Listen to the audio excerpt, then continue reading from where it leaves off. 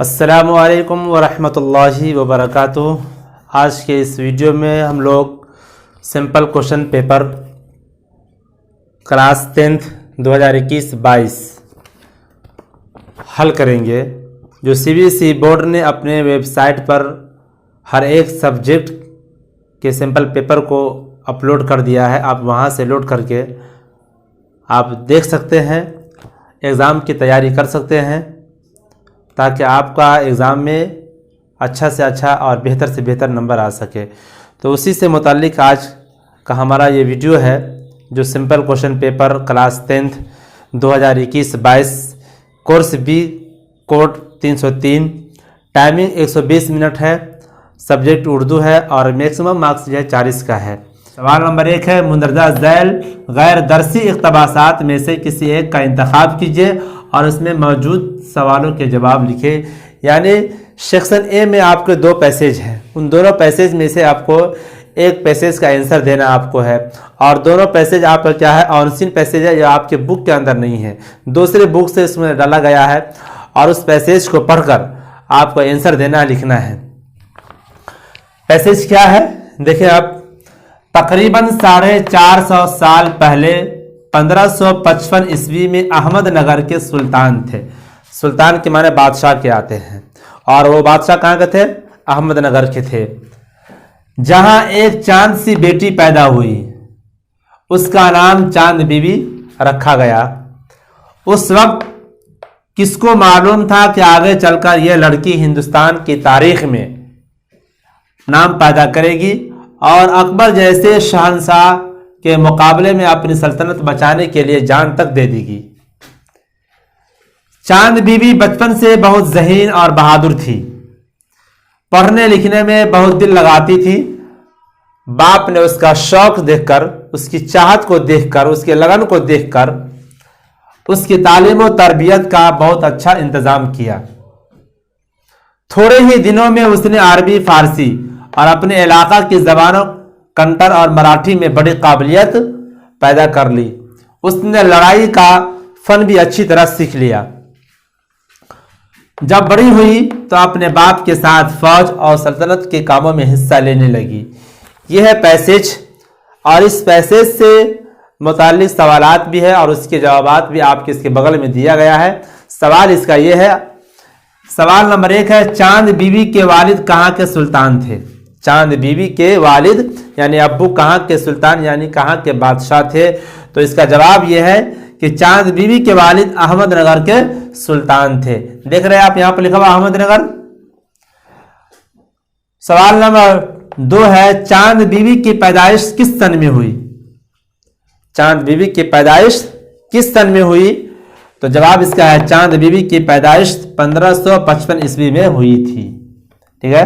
سوال نمبر 3، چاند be be کے شوہر کا نام کیا تھا؟ چاند بی بی کے شوہر کا کیا نام تھا؟ تو اس کا آنسر یہ ہے، چاند بی بی کے شوہر کا نام علی عادل شاہ تھا۔ آپ اس کا آنسر آپ کو اس میں نہیں ملے گا، آپ کو کہیں ہے ہی نہیں۔ آپ پورا پڑھ کے دیکھ لیجئے، آپ سنے بھی آپ ہے اور پڑھ کے آپ کو بتایا بھی گیا ہے، لیکن اس کا آنسر اس میں نہیں ہے آپ کا ہے۔ لیکن جب اس پورے کہانی کو آپ پڑھیں گے تو آپ کو اس کہانی کے اندر یہ ہے کہ چاند بی بی کے شوہر کا نام کیا تھا؟ تو وہ چاند بی بی کے شوہر کا نام علی عادل شاہ تھا۔ سوال نمبر 4 ہے، علی عادل شاہ کہاں کے سلطان تھے؟ علی عادل شاہ کہاں کے سلطان تھے؟ تو جواب ہے، علی عادل شاہ بیجاپور کے سلطان تھے، جو اس میں آپ کو نہیں ہے۔ نمبر 5 ہے، چاند بی بی کن زبانوں سے واقفیت رکھتی تھی؟ سوال نمبر 5 ہے، چاند بی بی کن زبانوں سے واقفیت رکھتی تھی؟ جواب اس کا یہ ہے کہ چاند بی بی عربی، فارسی، کنٹر اور مراٹھی، جو یہاں پر لکھا ہوا ہے، ٹھیک ہے، عربی، فارسی اور اپنے علاقہ کی زبانوں کنٹر اور مراٹھی۔ تو چاند بی بی عربی، فارسی، کنٹر اور مراٹھی زبانوں سے واقفیت رکھتی تھی۔ پارٹ بی میں جو پیسیج ہے وہ نظم ہے، وہ اس نظم کو ہم پڑھتے ہیں اور اسی سے متعلق جو سوال بھی ہے اس سوال کا جواب بھی ملے گا، آپ کو آنسر بھی ملے گا۔ جھٹ پٹے کا وقت، جھٹ پٹے کا وقت گھر سے ایک مٹی کا دیا، کرے جھٹ پٹے کا وقت گھر سے مٹی کا ایک دیا، ایک بڑھیا نے سرے راہ لا کے روشن کر دیا، ایک بڑھیا نے سرے راہ لا کے روشن کر دیا، ताकि राहगीर और परदेशी कहीं ठोकर न खाएं, ताकि राहगीर और परदेशी कहीं ठोकर न खाएं। राह से आशा गुजर जाए हर एक छोटा बड़ा, राह से यानी रास्ते से, राह से आशा गुजर जाए हर एक छोटा बड़ा। ये दिया बेहतर है उन झाड़ू से और फानूस से, ये दिया बेहतर है उन झाड़ू से और फानूस से, ये दिया बेहतर है उन झाड़ू और फानूस से। रोशनी महलों के अंदर ही रही जिनकी सदा, रोशनी महलों के अंदर ही रही जिनकी सदा। गर निकल कर एक ज़रा महलों से बाहर देखिए, है अंधेरा गुप्त दरो दीवार पर छाया हुआ। सुर्खरू आफाक में व रहनुमा मीनार है, सुर्खरू आफाक में व रहनुमा मीनार है। रोशनी से जिनकी मल्लाहों के बेड़े पार है। ये अल्ताफ़ हुसैन हाली साहब का ये नज़्म है और इस नज़्म का उन्वान है मिट्टी का दिया। ठीक है, ये नज़्म किसका किनका है?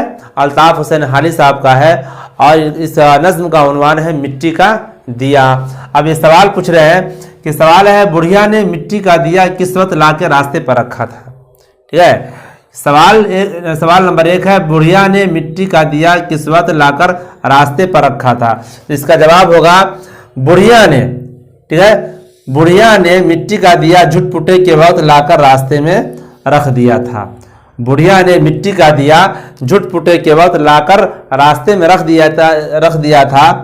ठीक है, इसका आंसर इसके लाइन में देखिए यहाँ पर है, ये पहले लाइन में है इसका है, लेकिन वो नज्म के अंदर है, वो मिसरे के अंदर पिरोया हुआ है, लेकिन आपको उसको अपने भाषा में, अपने लैंग्वेज में आपको नस्र के अंदाज में उसको बनाना है, आंसर देना है कि बुढ़िया ने मिट्टी का दिया झुटपुटे के वक्त लाकर रास्ते में रखा। दूसरा सवाल है महलों के झाड़ फानूस से वह दिया क्यों बेहतर है। सवाल नंबर 2 है महलों के झाड़ फानूस से वह दिया क्यों बेहतर है। तो जवाब उसका ये है कि महलों के झाड़ फानूस से ज्यादा इसलिए बेहतर है क्योंकि उन झाड़ और फानूस की रोशनी, उन झाड़ और फानूस की रोशनी क्या है, उसी महलों के अंदर है वो। लेकिन जो उस बुढ़िया ने दिया रास्ते पर लाकर रख दिया है, तो उस रास्ते से जितने गुजरने वाले राहगीर हो या जो लोग भी गए, तो उस रोशनी से क्या है वो सारे लोग इस्तेफादा हासिल करते हैं, सारे लोग फायदा हासिल करते हैं। इसलिए उन महलों के झाड़ और फानूस से वो दिया बेहतर है। महलों के झाड़ फानूस से ज्यादा इसलिए बेहतर है क्योंकि झाड़ और फानूस सिर्फ महलों को रोशन करते हैं, जबकि उस दिए से बेशुमार राहगीर इस्तेफादा करते हैं। किससे? जो रास्ते में रखा हुआ है। क्वेश्चन नंबर 3 है आफाक से क्या मुराद है। आफाक से क्या मुराद है। आफाक उफक की जमा है, ठीक है, और उससे मुराद क्या है? दुनिया है। उससे मुराद क्या है? दुनिया है। क्वेश्चन नंबर 4 है फानूस के क्या मानी है। फानूस के क्या मानी है। तो फानूस के मानी है एक किस्म का किंदील, एक किस्म का किंदील या शमादान। क्वेश्चन नंबर 5 है इस नज्म से क्या तालीम मिलती है। इस नज्म से हमें क्या तालीम मिलती है, क्या सीख मिलता है, हमें क्या नसीहत मिलती है। तो जवाब नज्म से यह तालीम मिलती है कि इस दुनिया में वही काम बेहतर है, वही काम बेहतर है जिससे पब्लिक को, अवामुन्नास को, आम लोगों को ज्यादा से ज्यादा फायदा हासिल हो और इस्तेफादा करे। वही काम इस दुनिया के अंदर बेहतर और अच्छा है। और मुंदरजा झैल दरसी इक़्तिबासात में से किसी एक का इंतखाब कीजिए और उसमें मौजूद सवालों के जवाब लिखिए। साइंस ने हमारे लिए बहुत सी सहूलतें फराहम की हैं। हम बीमार पड़ जाए तो इलाज के लिए बहुत सी दवाएं, बहुत सी मशीनें मुहैया है। मवासलाती निज़ाम पर गौर करें तो ख़त से लेकर तार, टेलीफोन, टेलीविज़न, मोबाइल और अब इंटरनेट जैसी कई आसानियां हमें हासिल हैं। दूसरी आलमी जंग 1939-46 के ज़माने में एक नए मवासलाती निज़ाम की ज़रूरत शिद्दत से महसूस की गई। एक ऐसा निज़ाम जो बहुत तेज़ी से काम कर सके। साइंसदानों ने कंप्यूटर के ज़रिए उस नए निज़ाम को खोज निकाला। उसी को हम इंटरनेट कहते हैं। इंटरनेट कंप्यूटर नेटवर्क का एक अहम हिस्सा है। یہ دراصل الیکٹرانک سلسلوں کا ایک مجموعہ ہے جو تمام دنیا میں مواصلاتی رشتہ یا وحدت قائم کرتا ہے۔ ہم دنیا کے کسی بھی حصے میں ہوں، انٹرنیٹ کے ذریعے کسی سے بھی رابطہ کر سکتے ہیں۔ رابطے کا طریقہ ای میل کہلاتا ہے۔ ای میل انٹرنیٹ کی ایک ایسی خدمت ہے ای میل انٹرنیٹ کی ایک ایسی خدمت ہے جس نے ٹیلی فون سے زیادہ تیز تر رابطے کا نہایت آسان طریقہ بہت کم خرچ پر مہیا کر دیا ہے۔ چونکہ ای میل کی سہولت اب موبائل پر بھی دستیاب ہے، لہذا تار بچھانے اور دیگر زمینی انتظامات کرنے کی ضرورت بھی باقی نہیں رہی۔ یہ جو پیسیج آپ کو پڑھا گیا ہے، یہ پیسیج آپ کے بک میں ہے، آپ بک کھول کر بھی دیکھ سکتے ہیں اور آپ کو اس میں پڑھ کر بتایا گیا ہے۔ اور اس پیسیج سے اس پیراگراف سے متعلق سوالات ہیں، ان تمام سوالات کا جواب اس کے اندر ہے جو آپ دیکھ رہے ہیں، انڈر لائن کیا گیا ہے ریڈ سے۔ سوال اس کا یہ ہے، پہلا سوال ہے، دوسری عالمی جنگ کے زمانے میں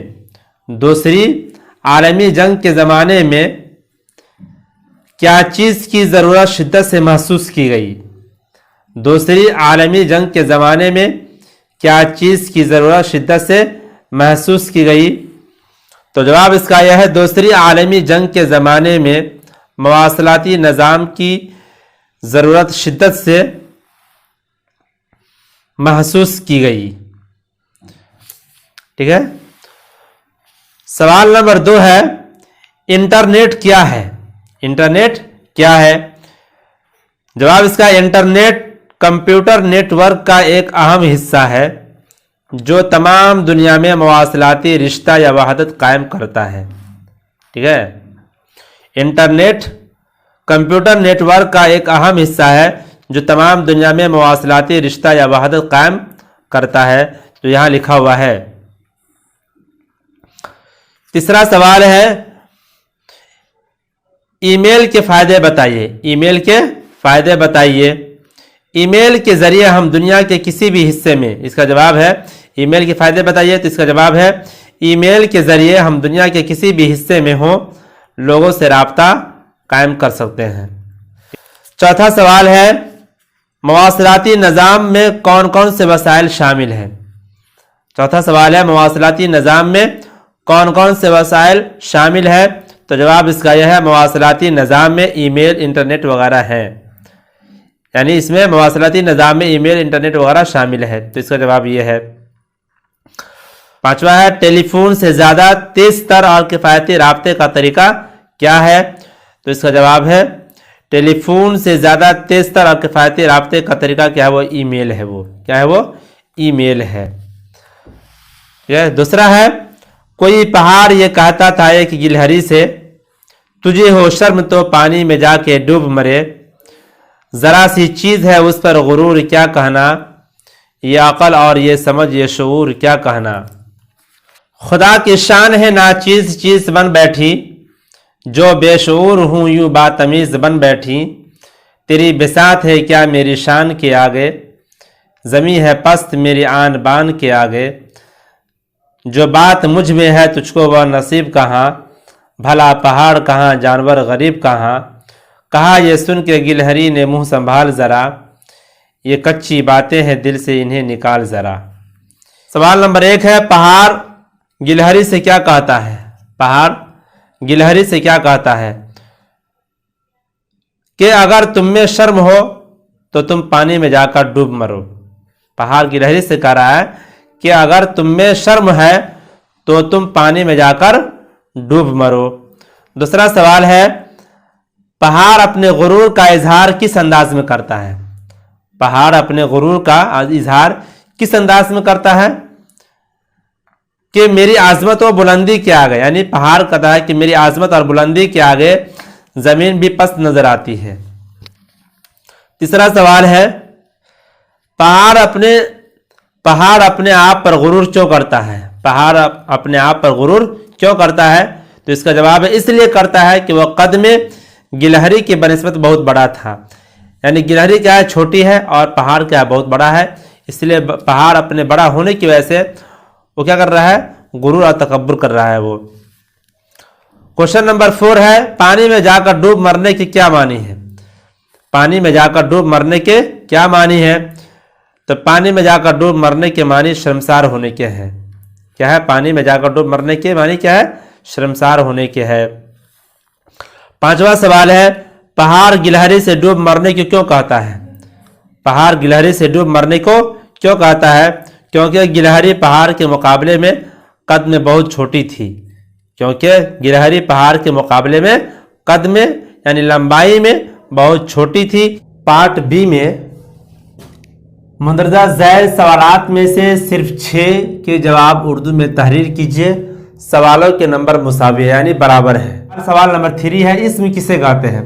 इसम किसे कहते हैं? ये तो आपको मालूम है, किसी शख्स या जगह या चीज़ के नाम को इसम कहते हैं यानी नाउन। जैसे पटना, दिल्ली, जैद, बकर, ये सब क्या इसम के नाम है, ये नाउन है ये। तो सवाल नंबर 3 है, इसम किसे कहते हैं? मिसाल भी दीजिए। तो जवाब है किसी आदमी, जगह और चीज के नाम को इसम कहते हैं, जैसे पटना, दिल्ली, जैद वगैरह। चौथा सवाल है, मक्ता किसे कहते हैं? मक्ता किसे कहते हैं? ये आपको क्लास में मालूम भी है, पढ़ाया भी गया है और ये सवाल पूछ भी दिया है, तो आपके लिए बहुत आसान है ये।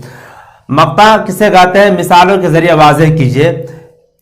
गजल या कसीदे के आखिरी शेर को मक्ता कहते हैं। गजल या कसीदे के आखिरी शेर को क्या कहते हैं? मक्ता कहते हैं।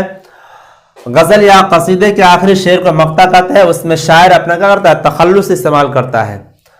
गालिब की गजल का मशहूर शेर, ठीक है, गालिब की गजल का मशहूर शेर है, बदल कर फकीरों का हम भी भेष गालिब, ठीक है, बदल कर फकीरों का हम भी भेष गालिब, तमाशाए अहले करम देखते हैं। तो यहाँ पर गालिब का आया है, ये तखल्लुस गालिब ने इस्तेमाल किया है। और गालिब का पूरा नाम आपको मालूम है, मिर्जा असदुल्ला खां नाम है, और गालिब ने अपना तखल्लुस क्या इस्तेमाल किया? गालिब इस्तेमाल किया है। तो मिर्जा असदुल्ला खां का तखल्लुस क्या? गालिब है।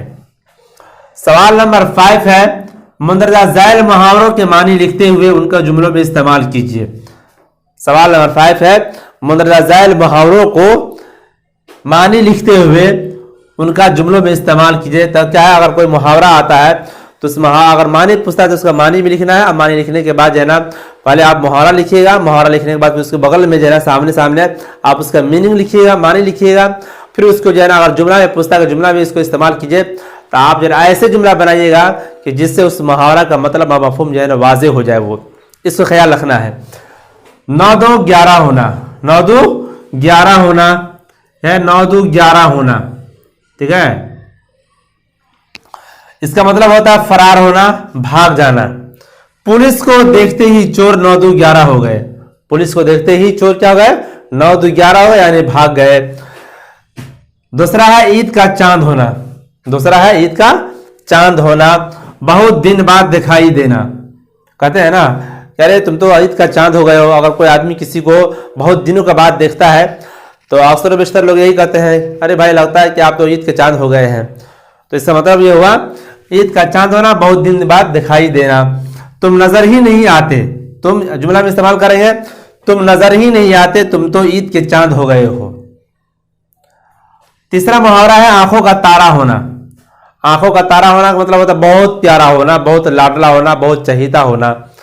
आंखों का तारा होना, बहुत प्यारा होना। अब इस जुमले में इस्तेमाल किया है अहमद अपने बाप की आंखों का तारा है। अहमद अपने बाप की आंखों का तारा है। क्वेश्चन नंबर 6 है, शेर की तारीफ लिखिए। जवाब है शेर की लुग़वी मानी। शेर की लुग़वी मानी यानी डिक्शनरी में जो इसके मीनिंग है वो क्या है? शेर की लुग़वी मानी दरियाफ्त करने या जानने के हैं। इसको याद करना है आप लोग को, ठीक है, कि शेर की लुग़वी मानी दरियाफ्त करने या जानने के हैं। इस्तिलाह में, आम जबान में शेर के लुग़वी मानी दरियाफ्त करने या जानने के हैं। इस्तिलाह में उस मौजू कलाम को शेर कहते हैं, उस मौजू कलाम को शेर कहते हैं जो मुतकल्लिम से कसदन सादिर हो। क्वेश्चन नंबर यानी सवाल नंबर जो है 7, मिर्जा गालिब का मुख्तसर तारुफ पेश कीजिए। 7वां सवाल जो है मिर्जा गालिब का तारुफ पेश करना है, उस पर जो है छोटा सा एक मजमून लिखना है। सवाल नंबर 7, मिर्जा गालिब का मुख्तसर तारुफ पेश कीजिए। जवाब है मिर्जा गालिब उर्दू के मशहूर शायर थे। मिर्जा गालिब उर्दू के مشہور شاعر تھے. ان کی ولادت یعنی پیدائش، ان کی ولادت 1797 عیسوی آگرے میں ہوئی. بچپن ہی میں والد کا سایہ سر سے اٹھ گیا. یعنی جب مرزا غالب چھوٹے تھے تبھی ان کے والد صاحب کیا ہوئے تھے؟ انتقال کر گئے تھے. بچپن ہی میں والد کا سایہ سر سے اٹھ گیا. والد کے انتقال کے بعد ان کی پرورش ان کے چچا نصر اللہ بیگ نے، ان کی چچا کا نام کیا ہے؟ نصر اللہ بیگ. تو ان کے چچا نصر اللہ بیگ نے ہی غالب کی کیا پرورش کی تھی اور دیکھ بھال کیا تھا. ان کی شادی دہلی میں ہوئی. یعنی مرزا غالب کی شادی کہاں؟ دہلی میں ہوئی. اور وہ یہیں آ کر بس گئے. کون؟ مرزا غالب. اور وہ یہیں آ کر بس گئے. یہاں کے علمی و ادبی ماحول میں ان کی شعری ذوق کی تربیت ہوئی. بہت جلد انہوں نے اپنی منفرد شناخت بنا لی، یعنی پہچان. شناخت معنی پہچان، یعنی پہچان بنا لی. ان کی وفات 1869 عیسوی میں ہوئی اور ان کا مزار دہلی میں موجود ہے. یہ ہے مرزا غالب. ایک چھوٹا سا اور مختصر مضمون ہے. اگر ایگزام میں آ جائے تو آپ اس طرح سے لکھ دیجیے گا تو انشاءاللہ نمبر آپ کا آئے گا. سوال نمبر 8 ہے، اقبال کی نظم پہاڑ اور گلہری سے ہمیں کیا نصیحت ملتی ہے؟ اب اس نظم سے ہمیں یہ نصیحت ملتی ہے کہ دنیا میں کوئی چیز اپنے قد کی وجہ سے اہم نہیں ہوتی. جواب، اس نظم سے ہمیں یہ نصیحت ملتی ہے کہ دنیا میں کوئی چیز اپنے قد کی وجہ سے اہم نہیں ہوتی، بلکہ اس کی اہمیت اس کے کام کی وجہ سے ہوتی ہے. ٹھیک ہے. اس طرح اس سے یہ بھی سبق ملتا ہے کہ اللہ تعالیٰ کی بنائی ہوئی چیز اہمیت کے حامل ہوتی ہے. سوال نمبر 9 ہے، مندرجہ ذیل الفاظ کی جمع بنائیے. ٹھیک ہے. فلک، اس کا جمع کا افلاک ہو جائے گا. فکر ہے تو اس کا جمع افکار. ذکر، اذکار. سوال نمبر 10 ہے، رتن سنگھ کا تعارف کراتے ہوئے ان کی مشہور تصانیف کا ذکر کیجیے. جواب ہے، رتن سنگھ سیال کوٹ میں پیدا ہوئے. رتن سنگھ سیال کوٹ میں پیدا ہوئے. تقسیم وطن کے بعد ہندوستان چلے آئے. تقسیم وطن کے بعد ہندوستان چلے آئے اور آل انڈیا ریڈیو میں پروگرام ایگزیکٹو کی حیثیت سے منسلک ہو گئے، یعنی جڑ گئے. منسلک معنی جڑنا کیا آتے ہیں. تو رتن سنگھ سیال کوٹ میں پیدا ہوئے، تقسیم وطن کے بعد ہندوستان چلے آئے اور آل انڈیا ریڈیو میں پروگرام ایگزیکٹو کی حیثیت سے کیا ہوئے؟ وہ منسلک ہو، یعنی جڑ گئے. افسانہ نگاری کا شوق، افسانہ نگاری کا شوق انہیں ابتدائی سے تھا، یعنی شروعاتی سے تھا. بطور افسانہ نگار ان کا نام کیا ہے؟ بہت جلد مشہور ہو گیا. ان میں سے کیا ہے؟ پہلی آواز ان کا ایک افسانہ ہے. پنجرے کا آدمی ایک ان کا افسانہ ہے. اسی طرح سے کاٹ کا گھوڑا ایک افسانہ ہے جو آپ کے بک جان پہچان پارٹ 5 کے اندر وہ ہے. وہ کاٹ کا گھوڑا ان کے مشہور افسانوی مجموعے ہیں. سوال نمبر 11 ہے، ساحر لدھیانوی کی نظم اے شریف انسانوں کی روشنی میں جنگ کے نقصانات پر ایک مختصر نوٹ لکھنا ہے. جواب ہے، جنگ پوری انسانیت کے لیے خطرہ ہے. جنگ پوری انسانیت کے لیے خطرہ ہے. جنگ کے مضر اور مہلک اثرات ساری دنیا پر مرتب ہوتے ہیں. اس سے ساری مخلوق تباہ و برباد ہو جاتی ہے. جنگ کسی بھی مسئلے کا حل نہیں ہے، بلکہ اس سے بہت سارے مسائل پیدا ہوتے ہیں اور اس سے بہت ساری پریشانیاں آتی ہیں، تکلیفیں آتی ہیں. اس لیے لڑائی اور جھگڑے، جنگ جو ہے کسی بھی مسئلے کا حل نہیں ہے. وہ ساری مخلوق تباہ ہوتی ہے. اس کی وجہ سے زرخیز زمین بنجر میں تبدیل ہو جاتی ہے. یعنی زرخیز زمین جو اپجاؤ زمین ہوتی ہے وہ کیا ہوتی ہے؟ جنگ سے، بارود گرنے سے، ٹینک کے چلنے سے کیا ہوتا ہے؟ وہ زمین بنجر ہو جاتی ہے. اور جب زمین بنجر ہوگی تو کیا ہوگا؟ اس سے ہمارا اپجاؤ پیدا نہیں ہوگا. اور جب اپجاؤ پیدا نہیں ہوگا تو پھر کیا ہے؟ انسان بھوکمری آئے گی، انسان مرے گا، قحط سالی آئے گی. اس کی وجہ سے زرخیز زمین بنجر میں تبدیل ہو جاتی ہے، جس کی وجہ سے بھوک اور فاقے کی نوبت آ جاتی ہے. یعنی جنگ انسانی ترقی اور خوشحالی کی دشمن ہے. جنگ کیا ہے؟ انسانی خوشحالی اور ترقی کے دشمن ہے. اس لیے جنگ کسی بھی مسئلے کا حل نہیں ہو سکتا ہے. وہ سوال نمبر 12 ہے، مندرجہ ذیل अल्फाज की जिन्स जाहिर कीजिए। मुंदरजा ज़ैल अल्फाज की जिन्स जाहिर कीजिए, मतलब यह है कि मुज़क्कर और मुअन्नस के वो वर्ड जो है ना, वो लफ्ज़ है, वो मुज़क्कर है या मुअन्नस है। तो क्या है, दौलत ये मुअन्नस है, दौलत मुअन्नस है, ख़त मुज़क्कर है और नाम क्या है, मुज़क्कर है ये। मुंदरजा ज़ैल सवालात में से सिर्फ 6 के जवाब उर्दू में तहरीर कीजिए। सवालों के नंबर क्या है, मुसावी है, यानी बराबर। मुसावी के माने रहते हैं बराबर के। अब देखते हैं कि सवाल नंबर 13 क्या है। सवाल नंबर 13 है, साहिर लुधियानवी का पहला शेरी मजमुआ कौन सा था। तो साहिर लुधियानवी का पहला शेरी मजमुआ जो है वो तलखियाँ है। वो कौन है, वो तलखियाँ है, जो आपकी किताब के अंदर है वो। क्वेश्चन नंबर 14 है, निसाब में शामिल आदमी की कहानी किसका मजमून है। निसाब में शामिल आदमी की कहानी किसका मजमून है। तो ये मजमून जो है वो मोहम्मद मुजीब साहब का। तो जवाब इसका होगा मोहम्मद मुजीब। 15 है, मोहम्मद मुजीब के 2 ड्रामों का नाम लिखिए। तो जवाब है खेती और खाना जंगी। 2 है, एक है खेती और दूसरा है खाना जंगी। सवाल नंबर 16 है, मिर्जा गालिब की गजल का मतला लिखिए। मिर्जा गालिब के गजल का मतला लिखिए। तो जवाब है, कोई उम्मीद बर नहीं आती, कोई सूरत नजर नहीं आती। ये मिर्जा गालिब की गजल का पहला मतला है जो आपके बुक के अंदर है ये। सवाल नंबर 17 है, मिर्जा गालिब के कलाम की 2 खुसूसियात तहरीर कीजिए। मिर्जा गालिब के कलाम की 2 खुसूसियात तहरीर कीजिए। खुसूसियत की जमा क्या, खुसूसियात है, तहरीर के माना था लिखना। तो इसका जवाब यह है कि ख्याल की बुलंदी, दूसरा है मजमून आफरीनी।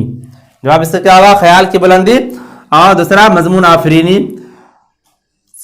क्वेश्चन नंबर 18 है, हबीब तनवीर के 2 ड्रामों के नाम लिखिए। हबीब तनवीर के 2 ड्रामों का नाम लिखिए। तो जवाब इसका यह है, आगरा बाजार, शाहजहांपुर की शांति बाई। पहला उनका ड्रामा क्या, आगरा बाजार है और दूसरा क्या, शाहजहांपुर की शांति बाई है। क्वेश्चन नंबर 19 है, रुबाई में कितने मिसरे होते हैं। रुबाई में कितने मिसरे होते हैं। तो जवाब इसका है 4 मिसरे होते हैं। कितने मिसरे होते हैं, 4 मिसरे होते हैं। क्वेश्चन नंबर 20 है, अल्लामा इकबाल की पैदाइश कहाँ हुई। अल्लामा इकबाल की पैदाइश कहाँ हुई। तो इनका जवाब यह है कि अल्लामा इकबाल की पैदाइश सियालकोट में हुई थी। कहाँ हुई थी, सियालकोट में हुई थी। नंबर 21 है, अल्लामा इकबाल के बच्चों के लिए लिखी गई 2 नज़मों का नाम लिखिए। तो जवाब इसका है पहाड़ और गिलहरी, दूसरा है जुगनू। पहाड़ और गिलहरी जो है अल्लामा इकबाल की नज़्म है जो आपके बुक के अंदर है वो, और ये जुगनू जो आपके बुक में नहीं है लेकिन दूसरे बुक में है जो अल्लामा इकबाल ने बच्चों के लिए लिखा है। सवाल नंबर 22 है, साहिर लुधियानवी का असल नाम तहरीर कीजिए। तहरीर के माने लिखिए। साहिर लुधियानवी का असल नाम तहरीर कीजिए। तो जवाब है, साहिर लुधियानवी का असल नाम क्या था, अब्दुल हई था।